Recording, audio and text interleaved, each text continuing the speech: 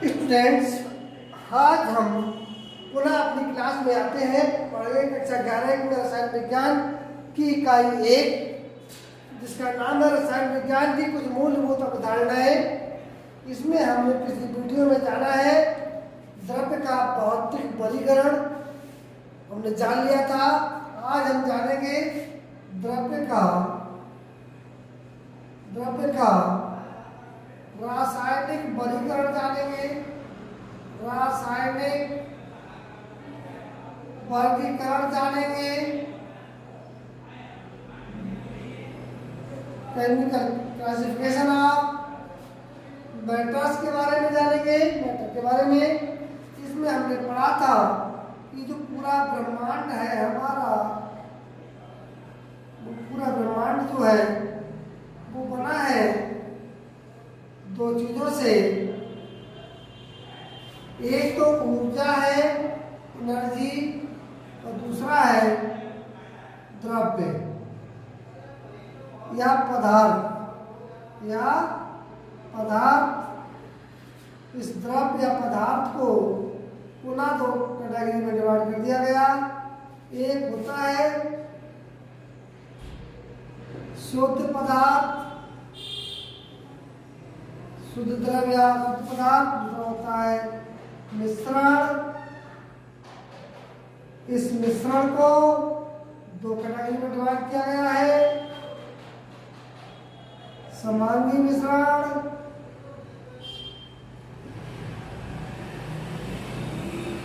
और विषमांगी मिश्रण।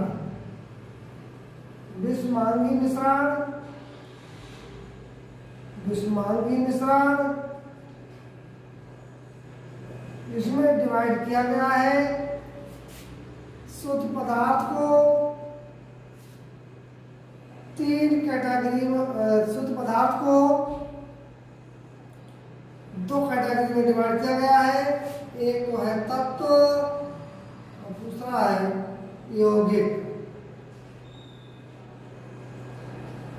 तत्व को पुनः तीन कैटेगरी में डिवाइड किया गया है। वो कौन सी है? वो है पहले धातु, उपधातु और अधातु। इस यौगिक को दो कैटेगरी में डिवाइड किया गया है, अकार्बनिक यौगिक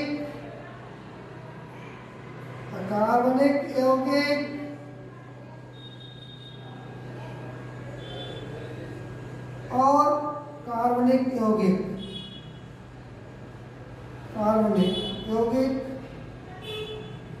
ये हमारा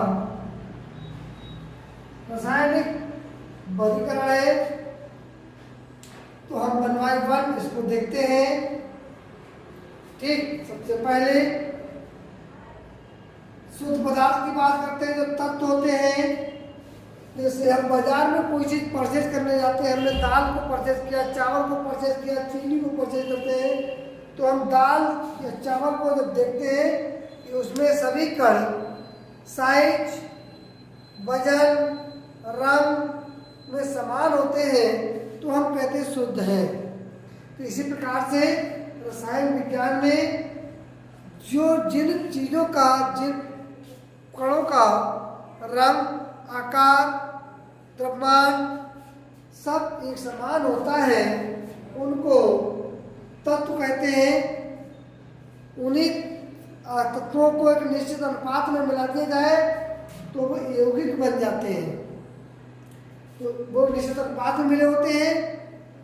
जैसे दूध है, दूध में साफ क्रीम यानी फैट और सपेटा होता है, वो एक निश्चित अनुपात में मिला है, तब तो हम कहते हैं दूध शुद्ध है। और अगर उसमें हमने पानी ज़्यादा बढ़ा दिया, सपेटा ज़्यादा बढ़ा देते हैं, तो क्या कहते हैं? दूध हमारा अशुद्ध है। जबकि उसमें दूध में तो ऑलरेडी 80% वाटर होता ही होता है। तो कहने का तात्पर्य है कि अनुपात के ऊपर नीचे अप डाउन करते हैं तो वो चीज़ अशुद्ध हो जाती है। तो इसलिए इसको शुद्ध बोलते हैं। अगर एक निश्चित अनुपात में वो मिले हुए हैं तब तो यौगिक के रूप में है। ठीक, वो हमारे शुद्ध अवस्था में आते हैं। इसमें धातु तत्वों को तीन भागों में डिवाइड किया गया है। धातु, धातु में जैसे सोडियम, पोटेशियम, कैल्शियम, ठीक, मैग्नीशियम, बेरिलियम, ये सब हमारे धातु में आते हैं। पी ब्लॉक में कुछ वर्गीकरण किया हुआ है, उसमें धातु, धातु, अधातु तीनों चीजें आती हैं। जर्मेनियम है, सिलिकॉन है, आर्सेनिक है, एंटीमनी है, ये उपधातु में आते हैं। जाके फ्लोरीन है, क्लोरीन है, ब्रोमीन है, आयोडीन है, ऑक्सीजन है, नाइट्रोजन है, ये सब अधातु में आती है। ठीक, अब यहाँ पे हम बात करेंगे, यहाँ तक खत्म हो गया। मिश्रण की बात को लेते हैं। मिश्रण में समांगी मिश्रण और विषमांगी मिश्रण को देते हैं। समांगी, सम, होमोजेनस, एक समान। हम मिश्रण यानी कम से कम दो चीजें तो मिली होंगी, दो से अधिक जल्दी आप नहीं मिला ले। जैसे सपोज हमने इसमें एक बर्तन में जल लिया, जल भरा, जल भरने के लिए हमने उसमें जल भर दिए हैं। इसमें क्या है, जल है, हमें बनाना है सॉल्यूशन यानी विलयन। इसमें हमने क्या ऐड कर दी, चीनी।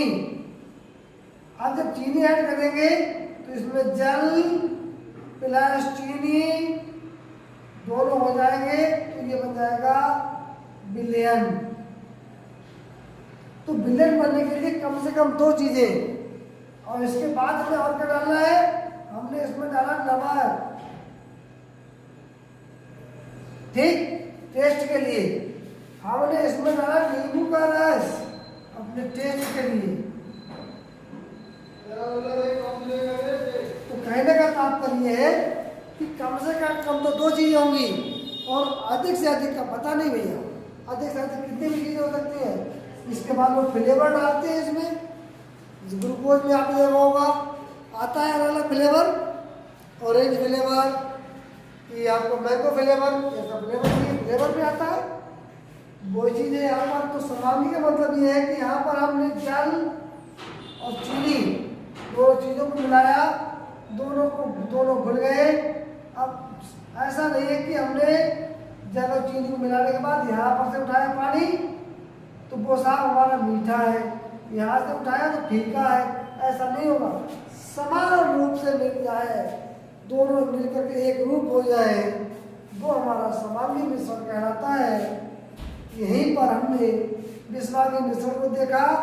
इस मिश्रण में हमने क्या पाया कि गिलास में हमने पानी लिया, और पानी में हमने क्या देखा कि कुछ कण रेते के आगे, रेत, बालू, तो बालू जब आएगी, बालू का पानी होगा वो गंदा गंदा सा होगा, यानी ये तो जल ही है। जल प्लस बालू को मिलाया, ये दोनों अलग अलग दिखाई देंगे, तो ऐसा मिश्रण हमारा कहलाएगा विषमांगी मिश्रण।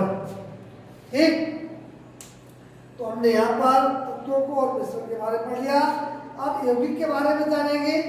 यौगिक कार्बनिक और अकार्बनिक यौगिक।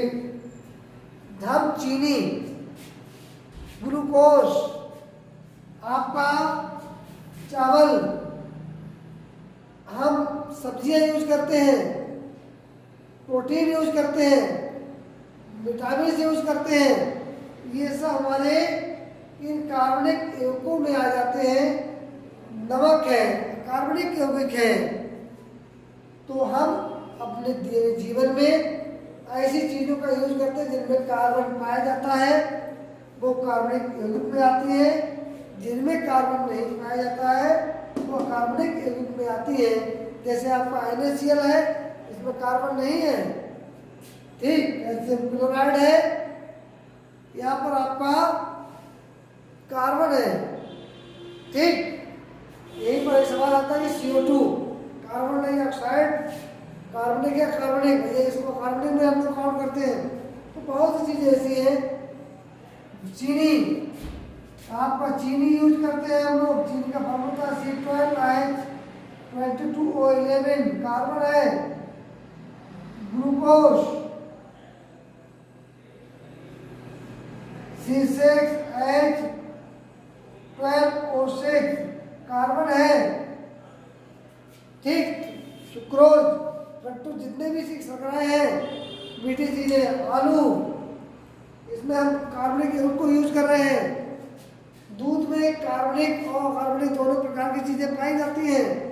तो कहने का तात्पर्य है कि जिनमें कार्बन पाया जाएगा वो कार्बनिक यौगिक होंगे, जिनमें कार्बन नहीं पाया जाता है, जिन यौगिकों में, जैसे जल है, जल H2O, इसमें भैया मेरे कहीं पर कार्बन नहीं है, ये कार्बनिक यौगिक है।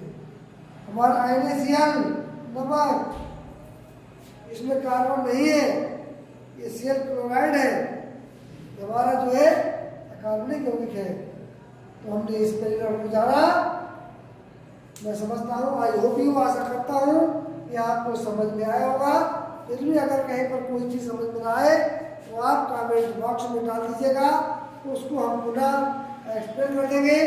बस आपको करना क्या है, आप टीचर को जरूर देखिए और बताइए कि हाँ यहाँ पर ये रह गया। आपको जरूर अपने अंदर और अपने टीचर के अंदर बदलाव जरूर देखने को मिलेगा। और हमारा पढ़ाई का उद्देश्य क्या है कि हम बदल जाएं, हम बदल जाएं, हम बदल जाएं। धन्यवाद।